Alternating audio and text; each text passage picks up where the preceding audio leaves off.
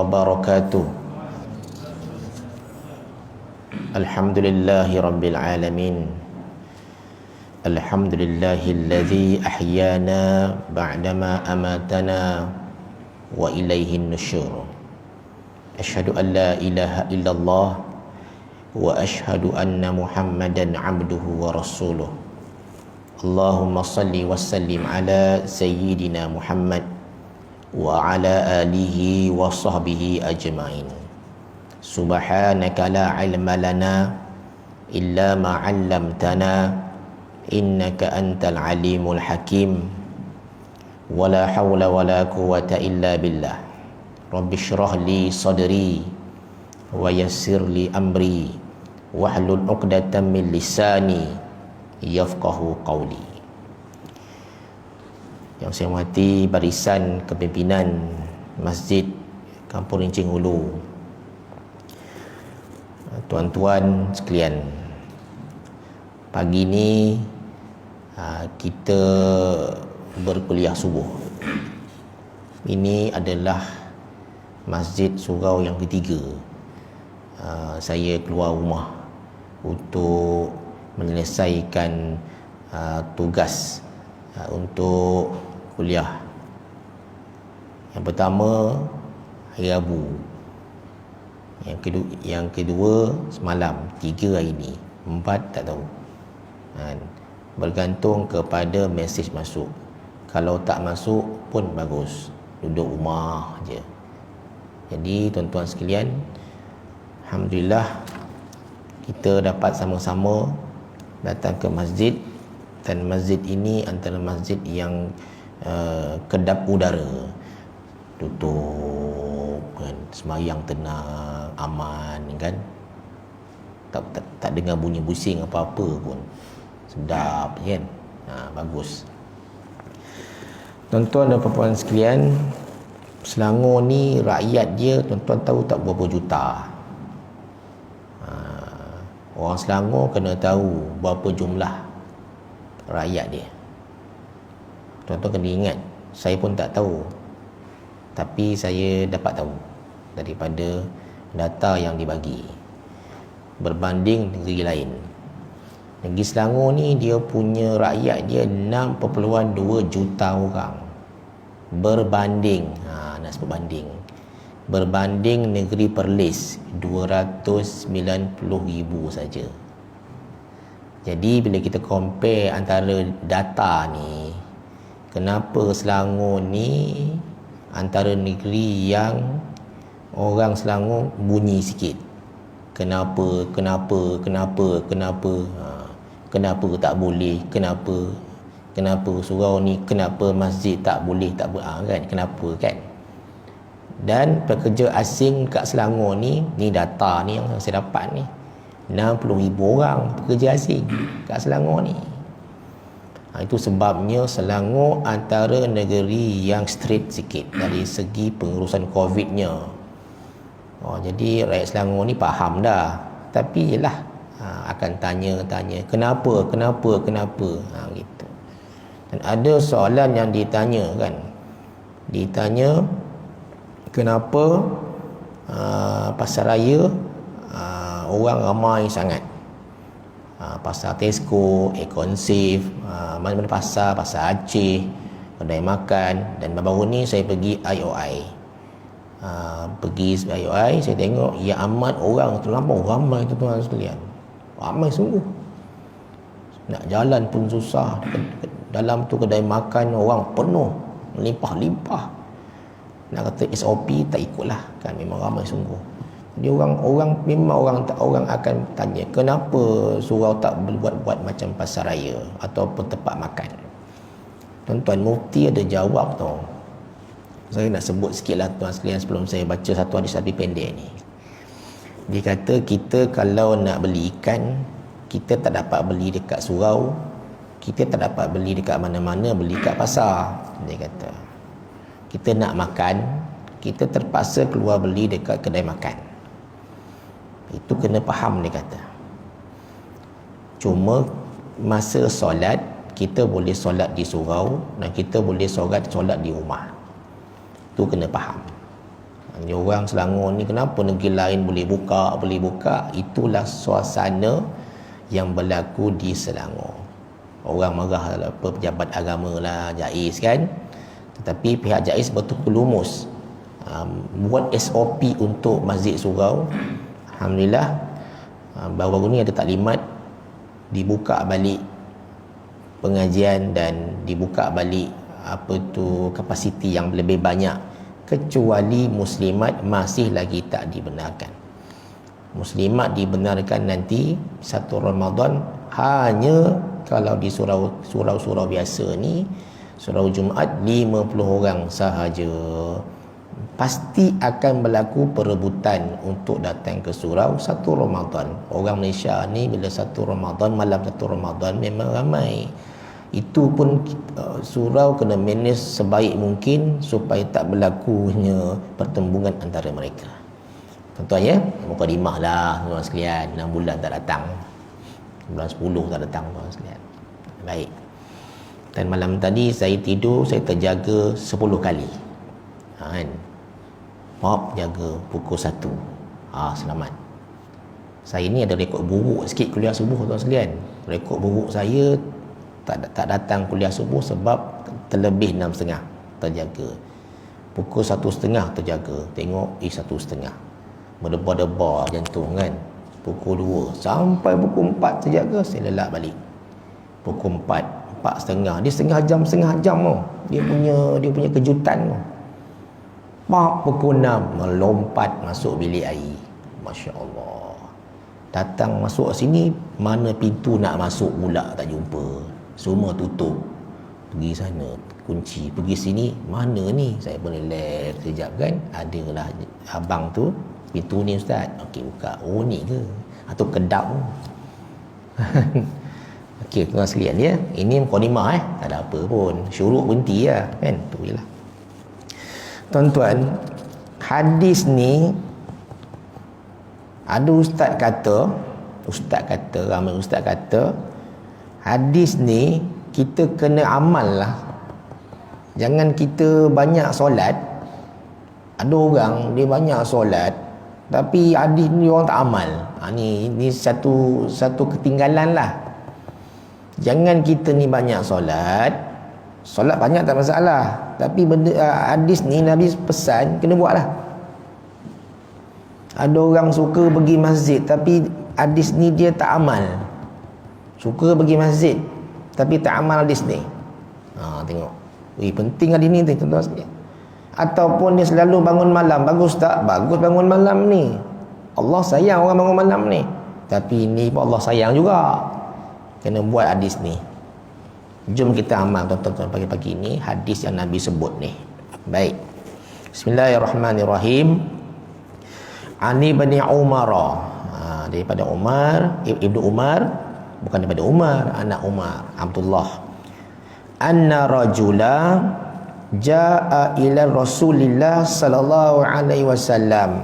Sesungguhnya datang seorang lelaki kepada Rasulullah zaman tu.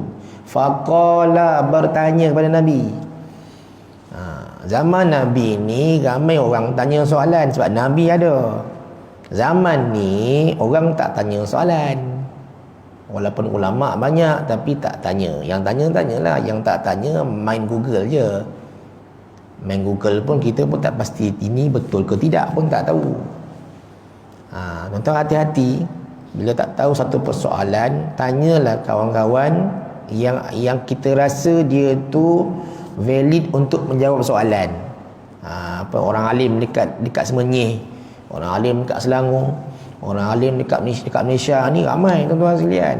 Tanya soalan dalam Facebook, dalam Twitter, dalam Instagram, ustaz, apa hukumnya macam ni? Tanya. Jadi bila kita terima satu soalan kita tak faham, kita Google tu pula kita bimbang, dia bawa ke tempat lain, kita bimbang. Dibawa ke Afrika kita tahu, dibawa ke Bombay kita tahu. Kan Google tu. Jawapannya wakil Malaysia dengan wakil tempat lain tidak sama. Wakil tu suasana dekat tempat kita dengan suasana tempat di luar negara tak sama. Jadi jawapannya mesti tak sama. Gitulah. Jadi pemuda ni tuan sekalian, dia tanya Nabi, "Ya Rasulullah, ayyun nas ahabbu ila Allah?" Dia kata, "Ya Rasulullah, siapakah manusia yang sangat dicintai Allah?" Ini soalan dia. Kemudian dia tanya lagi, "Wa ayyul a'mali?" Tadi soalan yang pertama apa? "Ya Rasulullah, siapakah manusia yang dicintai Allah?" Satu. Soalan pertama dia tanya. Soalan pertama ni Nabi jawab hanya ada satu jawapan. Jawapannya. Satu jawapan inilah merangkumi kehidupan kita. Tetapi bila pemuda ni tanya soalan kedua, "Wa ayyul a'mali ahabbu ilallah?" "Ya Rasulullah, dan apakah amalan yang sangat apakah amalan yang sangat dicintai Allah?" Maka Nabi jawab ada 4. Beza tu. Yang pertama, manusia yang Allah cinta siapa? Ada satu jawapan. Nabi jawab. Sekejap lagi saya baca jawapan tu. Saya baca soalan dia. Ni ulama suruh kita amal ni, jom amal, dia kata. Ini kalau siapa amal ni terbaik lah. Barulah nanti dekat pada mahsyar kita punya timbangan tu berat, dia banyak, bukan solat dia banyak. Kan, solat tu wajib lah kan. Solat sunat tu itu individu. Memang banyak pun tuan-tuan kan. Ya, tuan-tuan banyak dah tu. Jangan ceritalah, jangan cerita kat orang sudah. Aku malam tadi kan tahajud, aku sebulan tahajud 30 kali tu. Tak payah cerita kat orang. Diam-diam sudah, tu dengan Allah. Baik. Okey, wa ayyu a'mal ahabbu ilallah, dan apakah amalan yang Allah sangat cintai? Bukan suka, cinta ni. Allah sangat cinta kepada orang yang beramal dengan amal ni. Baik. Soalan, saya pergi ke jawapan pertama, yang soalan pertama tadi. Faqala Rasulullah, tuan-tuan sekalian ni, ingat tuan-tuan sekalian. Tuan-tuan, soalan pertama ni power, jawapan pun power. Siapa ada ni, maknanya Allah sangat cinta orang ni. Tak kira dia ustaz, tak ustaz, nelayan, pemimpin, kaya, miskin, dia tu berpangkat tinggi, berpangkat rendah, pesara, ada ni, Allah sangat cinta orang ni, tak kira siapa pun. Apa dia tuan-tuan sekalian? Ahibbun nas, tu dia. Yang sangat Allah cintai manusia ini ilallah anfa'uhum linnas, yang sangat memberi manfaat kepada manusia lain. Ni dia. Ini soalan pertama, ini jawapan pertama. Memberi manfaat. Dia tu sangat memberi manfaat. Ada dia ni memang bagi manfaat kepada kampung tu, contoh. Dia ni ada manfaat di organisasi sampai bos tak buang dia lah. Contoh. Tak boleh buang orang ni. Dia ni kerja tu yang terbaik punya kan. Curi tulang tak pernah. Datang awal balik lewat pula. MC tak pernah. Walaupun sakit tak MC. Bayangkanlah. Sakit ni datang kat kerja. Masya Allah, manfaat. Kan? Tak pernah cakap no. Tak pernah. Yes. Tak pernah no. Boleh tak tolong buatkan laporan ni? Baik. Boleh tak pergi ni? Baik.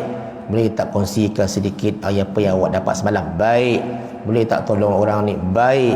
Ini pekerja kalau dapat macam ni, tuan sekalian, terbaik lah. Betul, bakal senang jadi bos ni. Boleh tak besok awak pergi kursus ni? Tak nak. Kenapa tak nak? Ikut saya lah.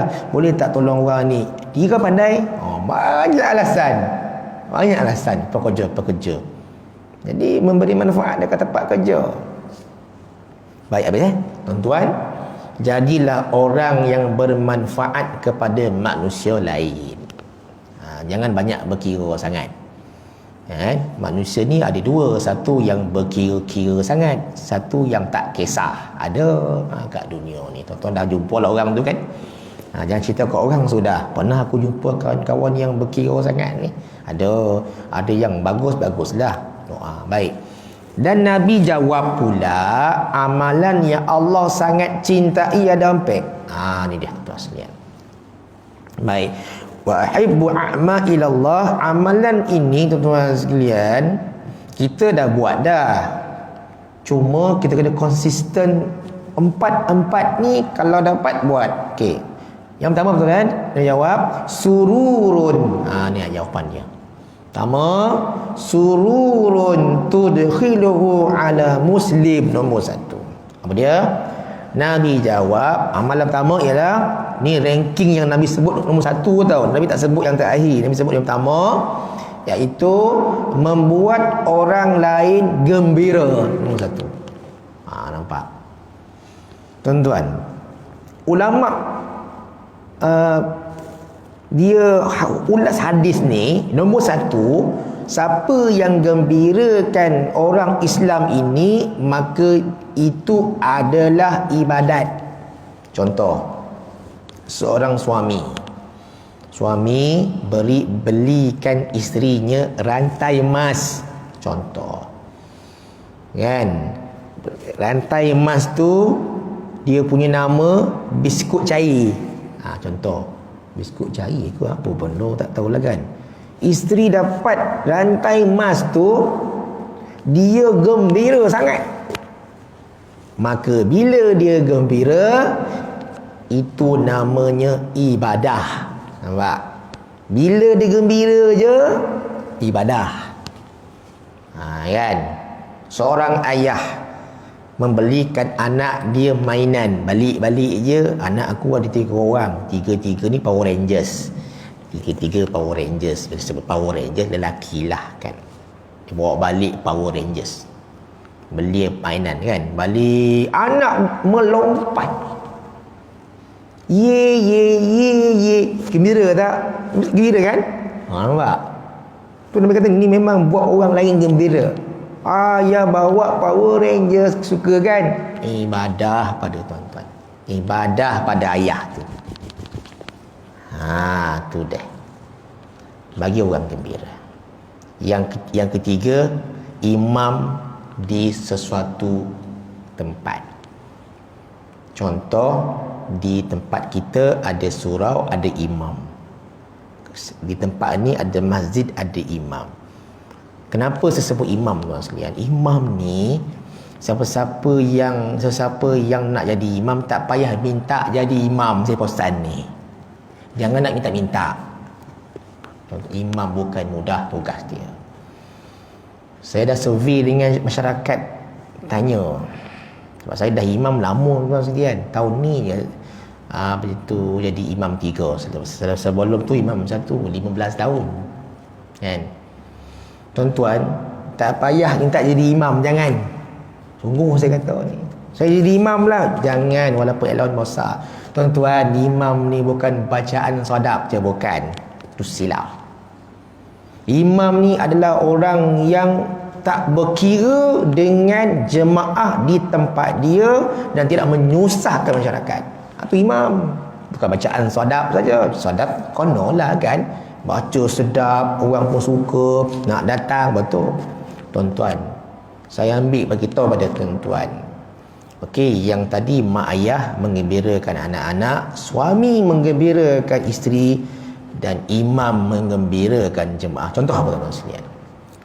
Contoh ya, bila jemaah jumpa imam, dia takkan jumpa pengurusi dia. Dia tak akan jumpa pengurusi. Mana imam? Mana imam? Nampak? Mana dia jumpa Bilal? Tak ada. Dia jumpa imam juga. Mati ke, nak tahnik baby ke, apa tu isteri nak bercerai ke, anak nak masuk universiti ke, imam. Nampak? Imam ni bukan kerja baca sadap, tak. Kan? Mana imam? Tu imam, besok ni saya ada akikah lah, imam boleh ke baca doa? Tak boleh dah. Tak boleh. Macam tu jawapan kan. Saya ada hal lah. Nampak? Memang ada hal, tapi cara mempersembahkan kepada dia, cara yang boleh menggembirakan dia. Macam ni lah dia kata, saya akan hubungi imam lagi satu. Tu cara kan. minta maaf ya cik, saya akan hubungi imam 2, imam 3, tak dapat imam 3, imam 4, tak dapat juga, saya hubungi Bilal. Itu jawapannya. Oh tak, saya tak senang. Tak boleh. Tuan sekalian, dia mesti menggembirakan, bukan bagi orang tu. Aku datang ni nak selesaikan masalah, tiba-tiba tak dapat apa-apa hasil. Dia balik, imam ni muka dah kotat, kasar lalat tu. Sebab saya tengok, saya sendiri tuan-tuan sekalian, kat taman kita tu macam perangai kan. Apabila dia datang tuan-tuan sekalian, Ustaz boleh tak besok ada kenduri, boleh. Jemaah saya ni ada pelbagai masalah. Siapa yang jemput tu Ustaz? Adalah jemaah tu. Ustaz pergi ke? Saya pergilah, dah jemput saya kan. Tak nak pergilah. Tak nak pergi. Tak pernah jumpa kat masjid pun. Nampak? Langsung tak pergi. Tuan-tuan, saya pergi seorang-seorang. Ustaz, jemaah surau tak datang ke? Tak datang. Dalam hati, kau lah punya pasal, saya kata. Sebab apa? Kau tak pernah datang surau. Orang jemaah surau ni macam-macam perangai. Kadang-kadang malih datang, tak pernah jumpa pun. Saya banyak kali kono tuan sekalian. Pergi seorang-seorang. Mana jemaah surau Ustaz? Tak datang, ada hal, cover. Padahal saya datang, tak pernah jumpa, tak kenal pun Ustaz. Ni manusia macam tu. Kita pergi sana, kita menggembirakan dia. Imam ni tu jangan muka ketat, tak boleh muka masam, tak boleh. Saya kata, sebabnya jadi imam tak payahlah jadi imam payah. Kotok pintu pukul 2 pagi rumah kita, tung tung tung tung tung tung tung, bergegar rumah kita, orang kotuk apa hal, pencuri ke? Nangis. Kenapa ni? Adik saya dirasuk jin Ustaz. Rasuk jin pula. Macam mana kita ni tak pandai nak buang-buang jin dia, buang sampah pandai. Baik. Macam ni lah dia kata. Saya panggil Ustaz yang pandai tu. Rasilah Ustaz, tengok. Bila kita kata kita cari Ustaz lain, kita tak pandai buang jin, kita kata. Kita pandai buang sampah je. Nampak? Baru dia reda. Kita panggil lah geng-geng Darul Syifa ni. Depan rumah aku ni ada jin rasuk lah, boleh tak datang sekejap? Dah pukul 3 pagi ni. Okey. Datang. Mana yang kita tak tahu, kita bagi orang yang tahu. Jangan kita tak tahu, kita buat-buat tahu. Jahanam. Macam saya itu, pernah sekali saya dipanggil untuk halau jin. Saya pergilah buat-buat tahu ni. Lalas jin tu tendang saya. Mau padan muka. Saya tiup, dia tiup balik, terpelanting saya. Dah kita tak pandai. Saya saja baca ayat kursi, jin pun baca ayat kursi. Bayangkanlah. Dia pula baca ayat kursi dengan kita. Alamak, jin ni power pula kan. Aku pun tahu ayat kursi. Dia jawab. Macam. Tuan-tuan, gembirakan hati orang ni kan. AJK Masjid Surau pun sama lah. Jangan muka kotat je. Tak payah JK kalau JK muka ketat, mesti muka senyum. Jemaah ni tengok muka senyumnya suka dah. Seronok nak jumpa orang, muka dah senyum, dia sendiri pun dah okey. Nak jumpa imam lah macam tu, tak jadi. Imam lain macamnya, tak jadi. Saya pernah banyak kali ni kan, orang nak sangat pegang-pegang ni, tapi nak pegang, tapi dia aplikasi dalam masyarakat tak ada. Gembirakan orang-orang yang lain. Okey, baik, itu yang satu. Nombor 2 dia sebut au takashifu anhu kurbatan, atau nombor 1 tak boleh buat nombor 2. Au takashifu anhu kurbatan. Apa dia?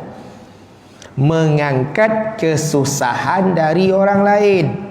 Hilangkan salah satu susahnya pada orang tu, hilangkan. Tuan sekalian, apa dia? Tuan-tuan, Dalam keluarga orang tu, dia banyak masalah. Pertama, Puan sekalian, duit tak ada. Satu. Anak tak dapat pergi sekolah. Dua, sebab apa? Tak ada, tak boleh nak hantar. Tiga, Tuan sekalian, apa dia? Masalah kena buang kerja. Macam-macam masalah, Tuan sekalian. Sampai hutang pula banyak. Baik. Hilangkan salah satunya. Kan? Hilangkan salah satu, Tuan sekalian. Saya ambil apa yang berlaku dekat budak saya di sekolah. Saya pegang kelas paling hujung sekali, darjah 6. Dalam tu ada 7 orang yang menerima bantuan. Kan? Jadi adalah parent ni mesej saya, Ustaz, buku tulis anak saya masih tak ada. Dia kata, boleh tak saya membeli buku tulis itu selepas dapat bantuan 100? Dia mesej saya. Saya kata, tak apalah puan, buku tulis saya dengan kawan-kawan saya akan beli kan.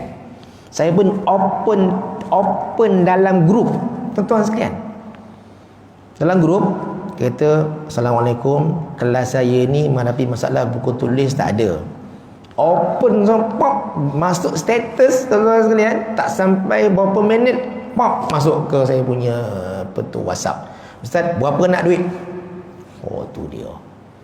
Ustaz, tak dapat duit saya pun, tuan sekalian. Saya ni duit yang orang bagi banyak-banyak tu saya ambil, saya beli buku tulis. Tu dia tinggi ni macam ni kan, letak dalam kelas. Okey, murid-murid sekalian, mana-mana yang tak ada buku tulis, ambil kat depan.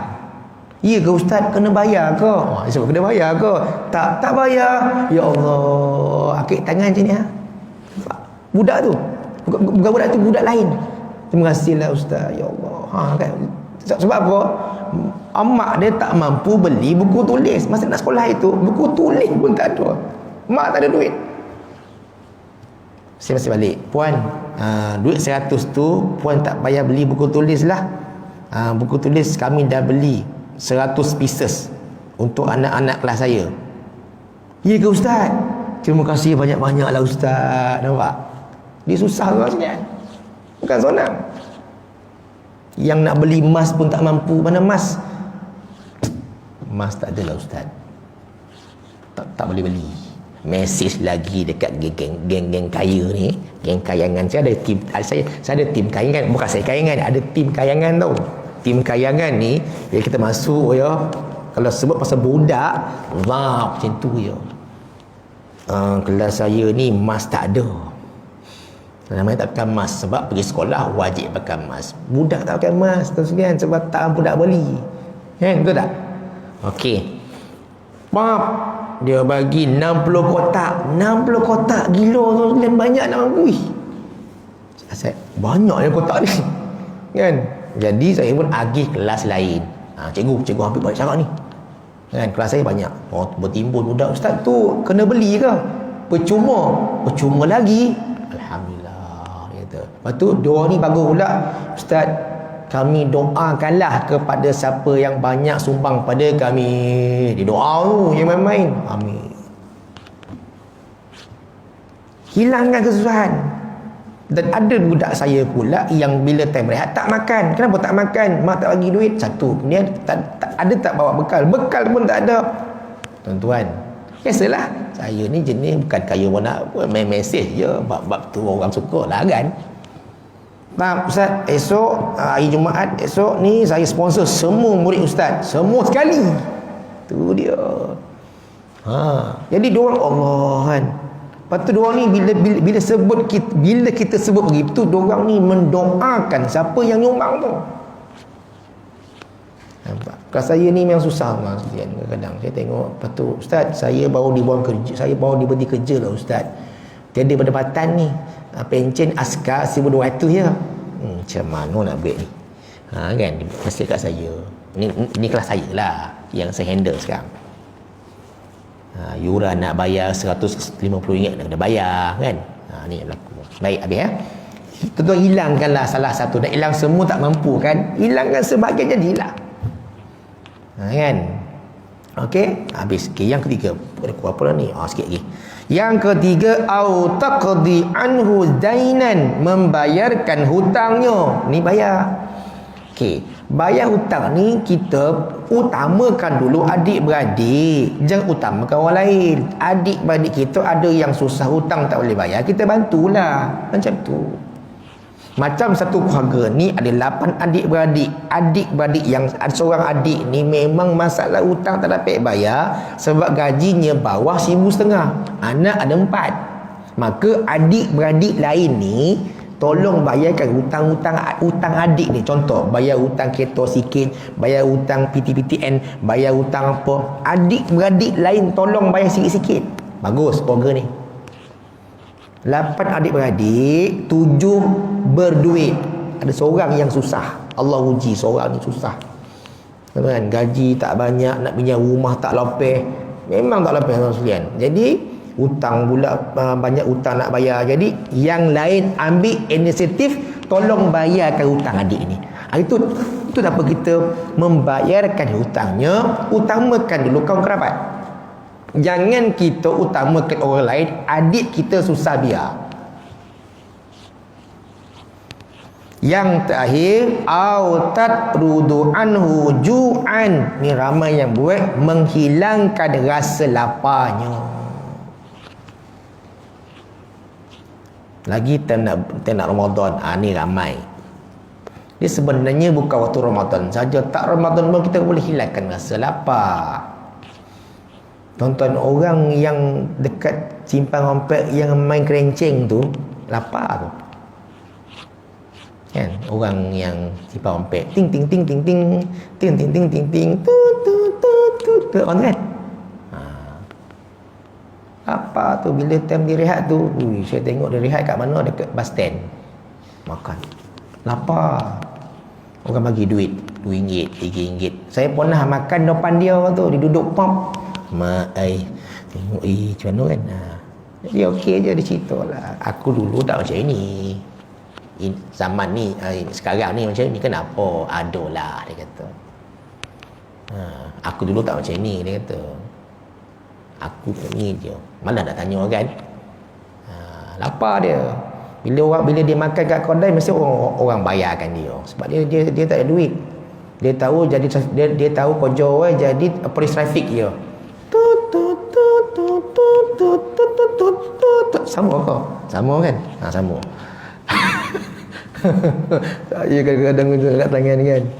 Alhamdulillah dapat rokok best member kan.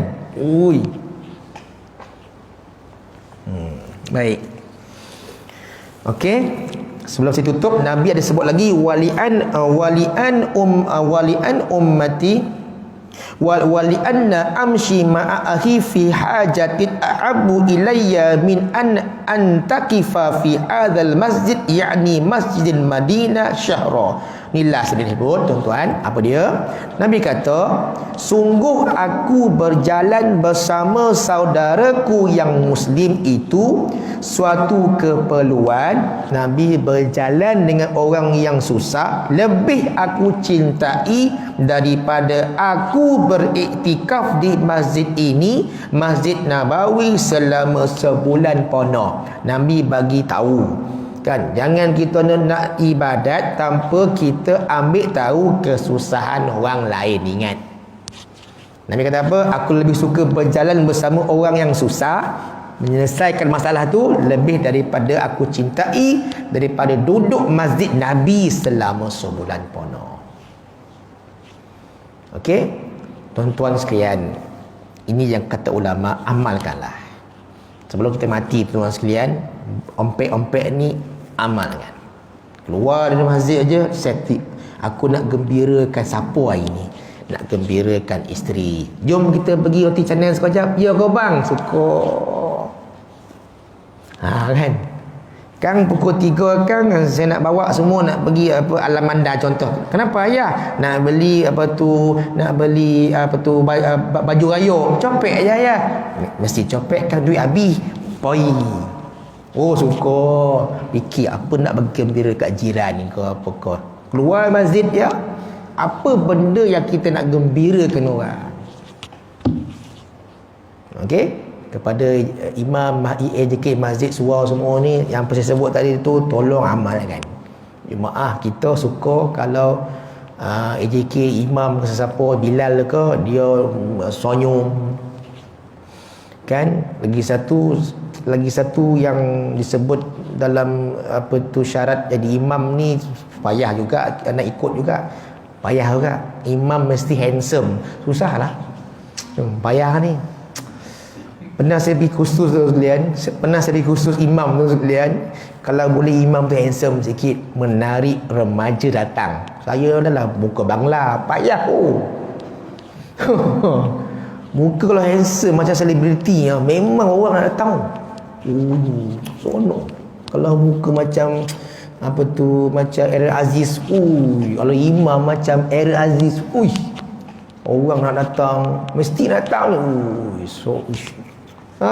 Ini syarat tu, saya payah nak ikut lah. Payah. Tu sebabnya kalau boleh forward jangan ke depan mana imam ni. Tu jangan terlampau besar, bidang besar. Orang tengok, imam dengan pakai ni serban, kan, tengok ada pakai colak lagi, segak. Orang pun jemaah semangat. Saya pernah pergi khusus imam lama dah, saya tengok handsome, aku jahanam lah macam ni. Imam Bilal tak handsome dah, imam tu Bilal suara kena sedap lah kan. Kalau Bilal disebut Bilal ni kurang-kurang ni, suara tu janganlah teruk bona macam burung kakak tua, janganlah. Itu gitu, payah juga tu imam Bilal kita. Tapi kita bersyukurlah tuan sekalian ada Bilal boleh azan kan. Okey tuan sekalian, cukuplah ya. Setakat ni lah. Jadi kita jumpa balik nanti lepas raya lah kan. Ramadan tak dapat sebab inilah 20 rakaat, lepas tu terhad pula. Raya sebulan, gila tuan sekalian. Sebulan 5, 6, bulan 7 lah. Punya lama betul kan. Kita jumpa balik kita bulan 7 insya-Allah. Wallahu a'lam. Assalamualaikum warahmatullahi wabarakatuh.